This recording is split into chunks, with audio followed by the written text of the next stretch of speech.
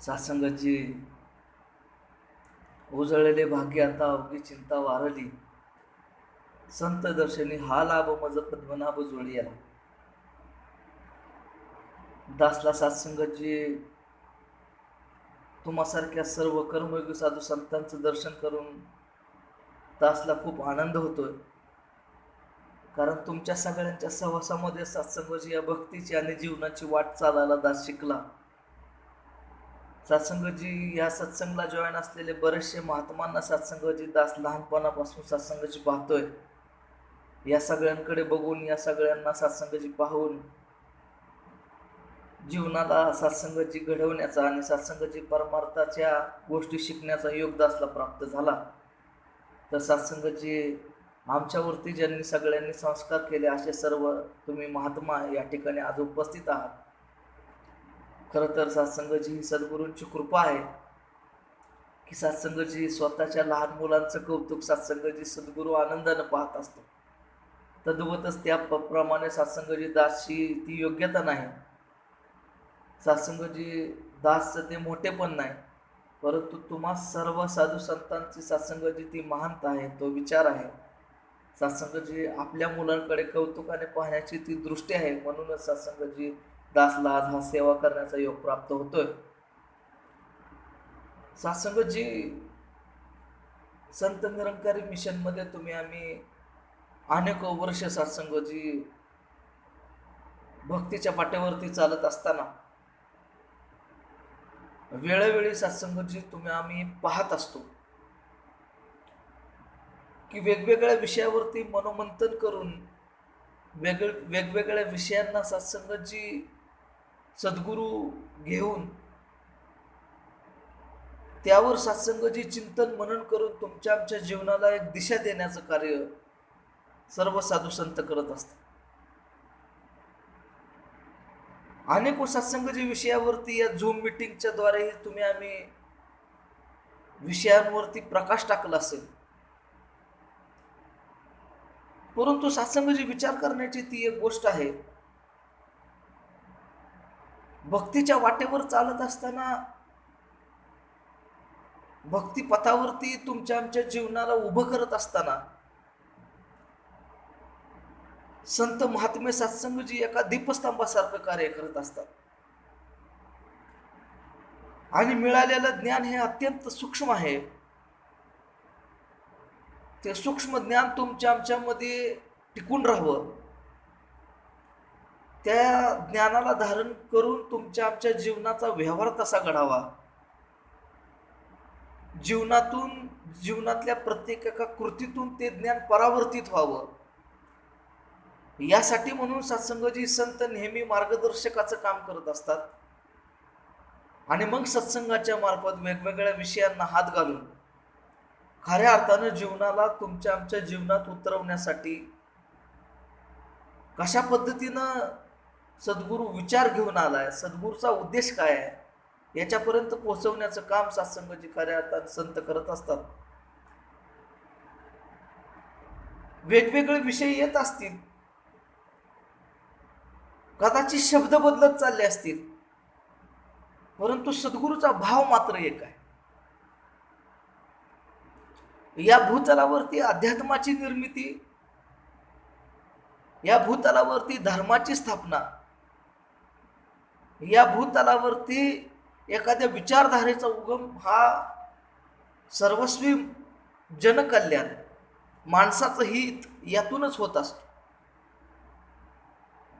मग सत्संगजी तुमचं आमचं जीवन सुधारलं पाहिजे, तुमचं आमचं जीवन सुखमय सुंदर झालं पाहिजे, तुमच्या आमच्या जीवनाला स्वर्गमय वातावरणाचा निर्मिती झाली पाहिजे, तुमच्या आमच्या जीवनाला अर्थ प्राप्त झाला पाहिजे.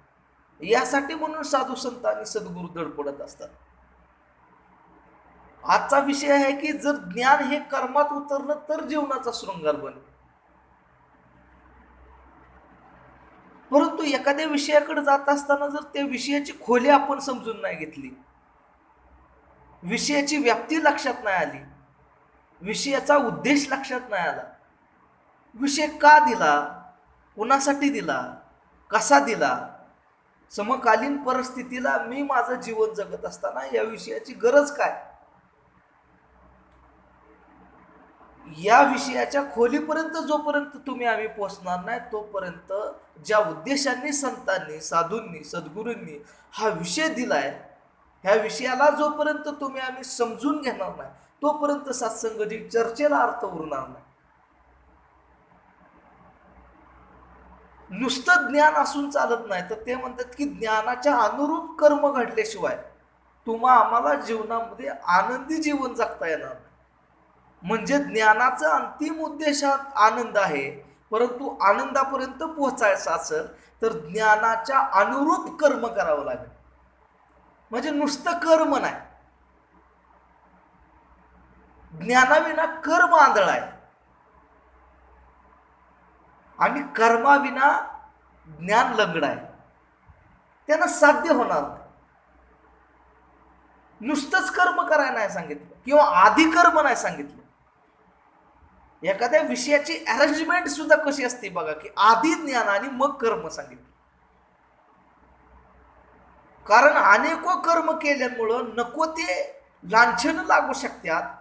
कर्तेपणाचा भाव घेऊन आपण अहंकारानं नाहून जाऊन त्याच्यात धुंद होऊ शकतो. अशा कर्मानं आपण बुडणार, आनंद नाही येणार. परंतु प्रथमता ज्ञान आणि त्यानंतर कर्म. ज्ञानाला अनुसरून अनुभूतीनं जे कर्म केलं जाईल, ज्ञानाच्या अनुरूप जे कृती होईल, त्यानं माझ्या जीवनात आनंद येणार आहे, असं सद्गुरू सांगतात. म्हणून सत्संगाचे पहिल्यांदा आपण हे समजून घेणं गरजेचं आहे की ज्ञान काय आहे, कशाचं ज्ञान आहे, काहून ज्ञान आहे, कशासाठी ज्ञान.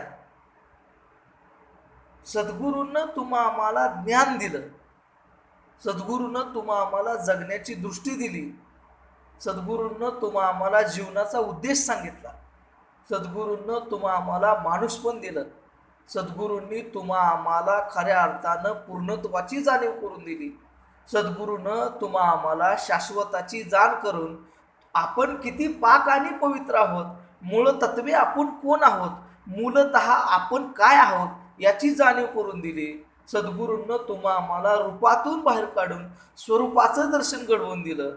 सद्गुरूंनी आम्हाला मूर्त्यातून मुक्त करून मूर्तिमंताकडे घेऊन गेले. सद्गुरूंनी आम्हाला ब्रह्मातनं बाहेर काढून परब्रह्म जे शाश्वत सत्य परमात्मा आहे याचं ज्ञान करून दिलं. सद्गुरूंनी आम्हाला शरीराच्या पलीकडे जाऊन शरीरीचं ज्ञान दिलं. सद्गुरूंनी आम्हाला परमतत्वात नाहून टाकलं. हे ज्ञान, ही जाणीव, ज्ञान म्हणजे जाणीव आहे आणि जाणीवेच्या अनुरूप कर्म करणं, यानं सत्संगाची आमच्या जीवनाचं खऱ्या अर्थानं सोनं होणार. जर कर्म नाही केलं तर ज्ञान फक्त माहिती आहे आणि माहितीनं कुणाचं भलं होणार नाही. सपोज मला इथून पुण्यातून कोणी म्हटलं की बाबा तुम्हाला सोलापूरला जायचंय, सोलापूर इथून बाबा 200 किलोमीटर. मला माहित आहे, मला ज्ञान आहे 200 किलोमीटर सोलापूर आहे, परंतु सोलापूरला जायचं असेल, सोलापूरला पोहोचायचं असेल तर मला त्या माहितीच्या अनुरूप कर्म करावं लागेल. तद्वतच जर मला ज्ञानाचा खरा आनंद घ्यायचा असेल, ज्ञानाच्या उद्देशापर्यंत पोचायचं असेल, सद्गुरूंनी ज्या मानवी हिताचं, मानवी कल्याणाच्या चळवळीचा उद्देश घेऊन आमच्या परिवर्तित आणि सकारात्मक जीवनाची अपेक्षा ठेवून जे ज्ञान दिलं असेल तिथपर्यंत पोचायचं असेल तर ज्ञानारूप कर्म करावं लागेल. आणि सत्संगाची कर्म एक जबाबदारी आहे, कर्म मर्यादा आहे, कर्म जीवनाला घालून दिलेली चाकोरी आहे. कर्म ही एक अतिशय जागरूकपणे केलेली कृती आहे. ही बंधनं नाहीत, सकारात्मक पद्धतीनं घालून घेतलेली एक चाकोरी आहे. तिथं आमच्या जीवनाचा विकास आणि वृद्धी आहे, तिथं भावनेचा विकास आहे, तिथं आपल्या संवेदना जागरूक होणं आहे. नाहीतर सत्संगाचे ज्ञान फक्त माहिती आहे आणि माहिती असून नुसतं चालत नाही. म्हणून तर सांगितलं ना की बोलावा विठ्ठल, पहावा विठ्ठल, करावा विठ्ठल जीव भाव. आधी बोलतच होतो की आम्ही, रूप पाहता लोचनी सुख झाले व साजनी, तो हा विठ्ठल बरावा तो हा माधव बरावा. परंतु नुसतं बोलून भागणार नव्हतं ना, म्हणून तर साधू संतांनी पुढे जाऊन सांगितलं की पहावा विठ्ठल, पहावा विठ्ठल. आणि पाहून पण नाही म्हणाले, तिथून पुढे सांगितलं की करावा विठ्ठल जीव भावा, आपला तो देव एक करून घ्यावा, तेने विना जीवा सुख नव्हे. देव आपलासा करणं म्हणजे काय, तर ज्ञानानंतर जबाबदारीनं कर्म करणं हे देव आपलासा करणं आहे. त्यावेळेस आपल्या जीवनाचा शृंगार होणार आहे, त्यावेळेस हा विठ्ठल आपलासा होणार आहे. म्हणून सत्संगजी सांगितलं की आपला तो देव एक करून घ्यावा, तेने विना जीवा सुख नव्हे. ज्ञानोत्तर एक जीवन असतं आणि ज्ञानापूर्वीचं एक जीवन असतं. ज्ञान घेण्याच्या आधीचं एक जीवन आणि ज्ञानानंतरचं एक जीवन, ज्याच्यात जबाबदारी आहे, ज्यात मर्यादा आहे, ज्यात तत्व आहेत, ज्याला नैतिक अधिष्ठान आहे, ज्यात तळमळ आहे, ज्यात परदुःखाची चाड आहे, असं कर्म हो. स्वार्थाच्या पलीकडे जाऊन मानवतेची विशाल वृत्ती घेऊन जे कर्म आपण करत असतो ना, त्याला सद्गुरूचा स्पर्श असतो. सद्गुरूच्या ज्ञानाची आणि विचारांची झालर घेऊन परमतत्वानं नाहून जे कर्म केलं जातं त्याने जीवनाचा शृंगार बनतो. नाहीतर ज्ञान घेऊन सुद्धा त्याच स्वार्थी वृत्तीनं फक्त माझंच भलं व्हावं या उद्देशानं आपण जर असेच पुढं वागत असतो तर सत्संगाची जीवनाचा शृंगार होणार नाही. तात्पुरतं सुख मिळेल, परंतु शाश्वत सत्यात नाहून जाणं आणि परमतत्वाला परम आनंदित होणं हे फार वेगळं आहे. आणि याचा आनंद घ्यायचा असेल तर ज्ञानाची जी उंची आहे त्या उंचीला शोभेल असं कर्म करावं लागेल. म्हणून तर पहिलं ज्ञान सांगितलं ना, परंतु त्यानुसार कर्म करायचंय. म्हणजे बघा बाबा, एखादी जर रेसिपी बनवायची असेल, घरात जर एखाद्या महिलेला एखादा पदार्थ बनवायचा असेल तर त्या पदार्थ बनवण्यासाठी आपण यूट्यूबवरून किंवा एखाद्या पुस्तकातून त्याची माहिती घेतोय, वाचतोय, बघतोय, आपल्याला ज्ञान झालं हो तो पदार्थ कसा बनवायचा. पण पदार्थ बनवायचा असेल, त्याची चव चाकायची असेल, खरा आनंद घ्यायचा असेल, चव चाकल्यानंतर आनंद येईल ना, त्याच्यासाठी काहीतरी पद्धत आहे, त्याच्यासाठी काहीतरी प्रोसेस आहे, त्याचा काहीतरी विधी आहे, त्याचे काहीतरी नियम आहेत. आणि त्या प्रमाणबद्धतेत, त्या नियमात, त्या चाकरीत राहून विशिष्ट पदार्थांना एकत्र आणून ज्यावेळेस आपण ती प्रक्रिया फॉलो करू, ती प्रोसेस फॉलो करू, मग तो पदार्थ तयार होईल आणि मग खऱ्या अर्थानं आपल्याला तो पदार्थ खाता येईल, चाखता येईल, त्याची चव घेता येईल आणि मग आनंद येईल. मग सत्संगती ते ज्ञानाचा उद्देश सफल झाला. म्हणजे रेसिपीचं ज्ञान मिळवलं, तो पदार्थ केला, खाल्ला, त्यावेळेस आनंद आला. तद्वतच संत निरंकारी मिशनची जुळत असताना, भक्तीच्या वाटेवर चालत असताना, आध्यात्मिक स्वतःला म्हणवून घेत असताना, नुसतं आध्यात्मिक म्हणवून घेणं, चर्चासत्रामध्ये सामील होणं, यानं खरा आनंद मिळणार नाही. तुम्हाला तात्पुरता आनंद मिळेल, ज्ञानाची माहिती मिळेल, परंतु ज्ञान हे आत्मअनुभूती आहे. ज्ञान हे अंतरंगाला, वृत्तीला बोध होणं आहे. आणि वृत्तीनं ज्या वेळेस ते प्युअर म्हणजे ते शुद्धत्व गाठल्यानंतर ना, जो व्यवहाराने जे कर्म येईल ना आचरणात, त्यानं सत्संगती जगण्याला काय ओर मजा येऊन जाईल. त्यावेळेस खऱ्या अर्थानं तुमच्या आमच्या जीवनाचं सोनं होईल, त्यावेळेस खऱ्या अर्थानं सत्संगाची जीवनाचा शृंगार होईल. म्हणून तर सत्संगाची सांगितलं ना की आपला तो देव एक करून घ्यावा, तेने विना जीवा सुख नव्हे. तुम्हाला आपलासा विठ्ठल करून घ्यावा लागेल. अहो, अर्जुनासारख्या इतक्या श्रेष्ठ भक्ताला, ज्या भक्ताची 5000 वर्ष भगवान श्रीकृष्णांनी वाट पाहिली, न सांगे देवकेसी न सांगे बलिभद्रासी, जे ज्ञान स्वतःच्या बायकोला श्रीकृष्णाने दिलं नाही, जे ज्ञान श्रीकृष्णाने स्वतःच्या आईला दिलं नाही, भावाला दिलं नाही, ते ज्ञान परमभक्ताची वाट बघून अर्जुनालाच रणांगणावरती दिलं. आणि त्याच भगवद्गीतेमध्ये 18 अध्याय सांगितले. आपण जर थोडासा अभ्यास केला तर तुमच्या आमच्या ती एक गोष्ट लक्षात येईल. 11व्या अध्यायात या परमतत्वाचं ज्ञान श्रीकृष्ण भगवानांनी अर्जुनाला दिलं 11व्या अध्यायात. परंतु तिथून पुढे सुद्धा 7 अध्याय सांगितलं. कारण ज्ञानोत्तर जीवनाची एक जबाबदारी असते. म्हणजे काय, ज्ञान अनुसार जे कर्म, ज्ञान अगर कर्म में ढल जाए तो जीवन का श्रृंगार बने. परंतु ज्ञान झाल्यानंतर सुद्धा तिथून पुढे 7 अध्याय सांगितलं आणि मग गीता 18व्या अध्यायात संपली. का हो? भगवान श्रीकृष्ण तिन्ही युगाचा, त्याला त्रिकालदर्शी म्हणलं जातं जो भगवंत, त्याला अजून थोडंसं ज्ञान नव्हतं का की 19वा अध्याय सांगावा, किंवा त्याला काय 17व्या अध्यायात बंद करता आलं नव्हतं का? नाही, त्यांना 18व्या अध्यायात बंद करण्याचं कारण काय होतं, तर सत्संगजी जो उद्देश होता ना ज्ञानाचा, ज्ञानाची जी समज होती, ज्ञानाची जी जाणीव होती, ज्ञानाची जी खोली होती, ज्ञानाची जी व्याप्ती होती, ती जोपर्यंत त्या अर्जुनाच्या वृत्तीत भिनत नव्हती, त्या खोलीपर्यंत अर्जुन पोचत नव्हता, भ्रमातनं अर्जुन बाहेर पडत नव्हता, तोपर्यंत गीता सांगणं चालू होतं. मग 18व्या अध्याय स्वतः अर्जुन म्हणाला की गुंतलो होतो अर्जुन गुणे, मुक्त झालो तुझी आपुणे. पुसणे सांगणे दोन्हीच नाही म्हणले. आता माझा भ्रमशंका मिटल्या. आज आतापर्यंत मी माझ्यात गुंतलो होतो, परंतु आता मी या भ्रमातनं मुक्त झालोय. आता तूही मला काय सांगू नको, मलाही तुझं काय ऐकायचं नाही. आणि मग सत्संगाची सगळ्या शंका मिटल्या आणि मग सत्संगाची तिथून पुढे जाऊन गीतेचा समारोप झाला तद्वतच. आणि त्या पद्धतीनं संत निरंकारी मिशनचं ज्ञान हे भगवान श्रीकृष्णाने 5000 वर्ष वाट पाहून ज्या परमभक्ताला दिलं, त्या अर्जुनाच्या पंक्तीत तुम्हा आम्हाला बसवलंय, कोणतीही योग्यता न पाहता. आपण काय आहे, कुठून आलो, कसं आलो, आपली पार्श्वभूमी काय, आपण काय करतो, आपण तसं वागणार आहे का, कोणत्याही प्रकारची गॅरंटी आणि वॉरंटी न घेता. अहो, एखादं जर कापड घेतलं किंवा एखादी वस्तू घेतली ना, आपण त्याला म्हणतो ह्याची गॅरंटी वॉरंटी काय.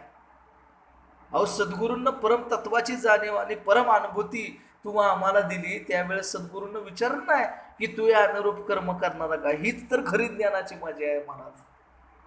कारण नुसतं ज्ञान घेऊन नाही चालत, ते मिळत नाही, ती माहिती असती. ज्ञानाला खऱ्या अर्थानं आनंदात परावर्तित करायचं असेल आणि ज्ञानाच्या उद्देशापर्यंत पोहोचायचं असेल तर कर्म हा त्यामधला पूल आहे. तो सत्संगाची तुम्हाला आम्हाला पार करावा लागला आणि तो अतिशय सुंदर आणि प्रेमाचा पूल आहे. त्यासाठी सत्संगजी म्हणून सायास आणि प्रयास करावे लागतील. एक वेळेने वेळी स्वतःला सांधत, स्वतःला पाहत, स्वतःमध्ये काय सकारात्मक बदल घडवत तुम्हा आम्हाला त्या आनंदापर्यंत पोहोचायचं आहे. म्हणून सत्संगजी सद्गुरूंना सांगितलेल्या मार्गदर्शनानुसार, सद्गुरूंना सांगितलेल्या, संतांनी सांगितलेल्या सत्संगजी दिशादर्शनानुसार आपल्याला हे वाट चालायची आहे. मलाही माहीत आहे सत्संगजी की भक्ती नाही साधी बोळी, भक्ती आहे 16वरची पोळी. हे साधन आहे सत्संगजी. कारण सत्संगजी आपण माणसं आहोत, माणूस म्हणून आपल्या काय मर्यादा आहे. आपला व्यवहार हा सत्संगजी या समाजात जगत असतो आणि समाजात जगत असताना पुढं मागं होतं, चढ उतार होतात, ऊन सावलीचा खेळ होतो, चुका आपल्याकडून हे घडत असतात. परंतु आपण स्वतःला पाहणं, मला हे ज्ञान झालंय, हे ज्ञानाच्या दायऱ्यात बसत नाही, याची निदान जाणीव तरी होणं सत्संगजी. स्वतःच्या मनात आपण चुकल्यानंतर पश्चातापाची एक लकीर उमटणं ही सत्संगजी ज्ञानाची अपेक्षा आहे. आणि म्हणून सत्संगजी ज्ञान हे शुद्धत्वाचं ज्ञान आहे, ज्ञान हे परमतत्वाचं ज्ञान आहे, ज्ञान हे स्वरूपाचं ज्ञान आहे. म्हणून प्रथमतः आज आणि आत्ता या घडीला मला माझ्या घरातल्यांना मी संत निरंकारी मिशनचा पाईक म्हणून घेत असताना खरंच ज्ञान कळलंय का, हा प्रश्न विचारणं गरजेचं आहे. आणि ज्ञान जर खऱ्या अर्थानं अंतरंगात उतरलं असेल, सद्गुरूंनं ज्या उद्देशाने हे तत्व तुम्हाला आम्हाला दाखवलं असेल, ह्या तत्वाचा उद्देश जोपर्यंत तुमच्या आमच्या अंतरंगात रुजणार नाही, तोपर्यंत सत्संगाची खऱ्या अर्थानं सद्गुरूला अपेक्षित असलेला समाज घडणार नाही. आणि म्हणून सत्संगाची तुम्ही आम्ही तो प्रयास आणि प्रयत्न करूया की सत्संगाची वेळोवेळी स्वतःला चेक करणं. कारण ऐका ज्ञानाचे लक्षणं, ज्ञान म्हणजे आत्मज्ञान, पाहावे आपणासी आपण याचे नाव ज्ञान.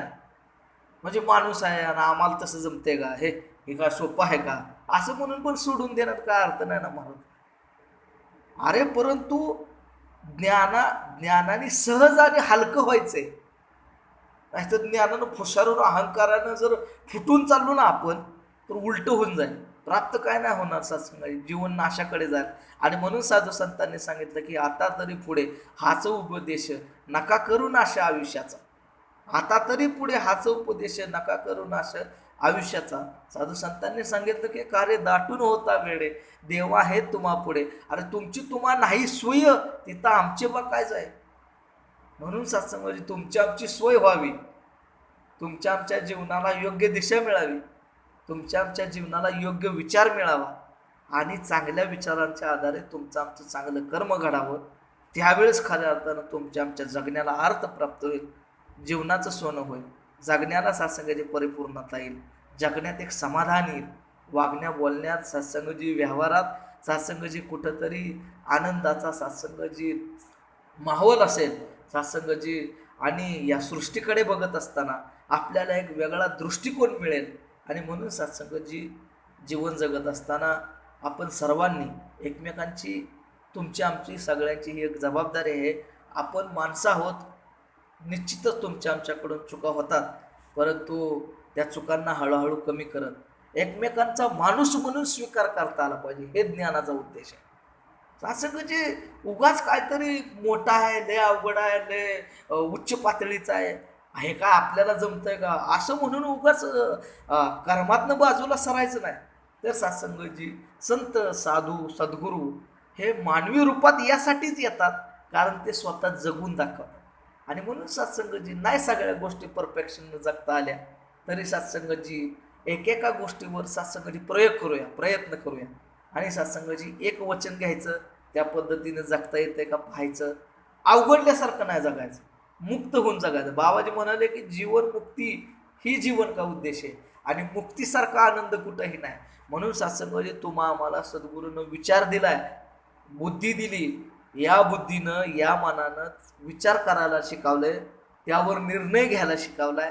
चांगलं काय, वाईट काय, बरं काय, नको काय, चांगलं ते घ्यावं, नको ते सोडून द्यावं.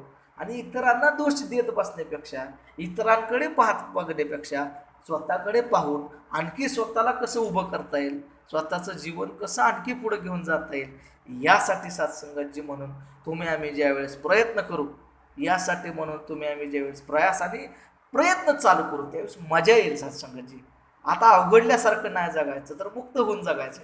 सद्गुरूंना सत्याची जाणीव करून दिली ना. आणि म्हणून काय कर्म काय, तर ज्ञानाच्या अनुरूप कर्म. म्हणजे काय, तर ज्ञान काय सांगतंय, शाश्वत परमात्मा आहे आणि त्यानेच दिलेलं ज्ञान हे खरं आहे. सद्गुरूंना पहिल्यांदा तुम्हा आम्हाला बघा, आपण काहीच नाही हे सांगितलंय. म्हणजे काय आहे की बाबा माझं अस्तित्व काय, म्हणजे काय माहिती का, खोट्या अस्तित्वाला खरं मानून बसल्यामुळं ना अहंकार आला. अहंकार म्हणजे अज्ञान आहे, अज्ञान म्हणजे कर्माची गफलत आहे, आणि कर्माची गफलत म्हणजे दुःख आहे. मग तिथं अनेक षड्विकारांचा सत्संगाची मेळ आहे. आणि त्यामुळं सत्संगाची बरबटलेलं जीवन, जीवनातल्या अडीअडचणी, दुःख, क्लेश, वाद. परंतु ज्ञानी काठी ज्ञान असे, अज्ञानी काटे रोय. आता आपल्याला जर ज्ञान मिळलंय तर ज्ञानाचा आधार घेऊ आपण सगळीजण. सद्गुरूंना सांगितलेल्या, संतांनी सांगितलेल्या विचारांना आपण धरून जगण्याचा प्रयत्न करू. बघा कसं सांगितलं की जीवनात एक जरी वचन घेतलं ना सद्गुरूंचं, ते काय म्हणतात की वैरद्वेषाच्या पाडून भिंती प्रेमाचे पूल बांधायचं. सद्गुरूंना म्हणले की जीवन जितना साधा होगा तणाव उतना आधा होगा. काय ना, माणसांना पोटापाण्याच्या प्रश्नांपेक्षा मोठेपणाचे प्रश्न जगून देत नाहीत महाराज. आणि म्हणून सद्गुरू काय म्हणतो की मोठेपणाच्या प्रश्नांच्या नादी लागण्यापेक्षा माझ्या जीवनातल्या ज्या काय अडीअडचणी आहेत त्यासाठी त्या प्रश्नांचा मी विचार करीन, क्षणोक्षणी हाच करावा विचार, तरावया पार भवसिंधू, नाशिवंत देह जाणार सकळ, आयुष्य खातो काळ सावधान. म्हणून सत्संगाचे प्रयास आणि प्रयत्न करूया. सत्संगाची वेळोवेळी सद्गुरूंनी सांगितलेल्या विचारांचा आधार घेऊया. संत निरंकारी मिशननं खूप चांगले विचार दिले, जगण्याला अर्थ मिळवून दिला.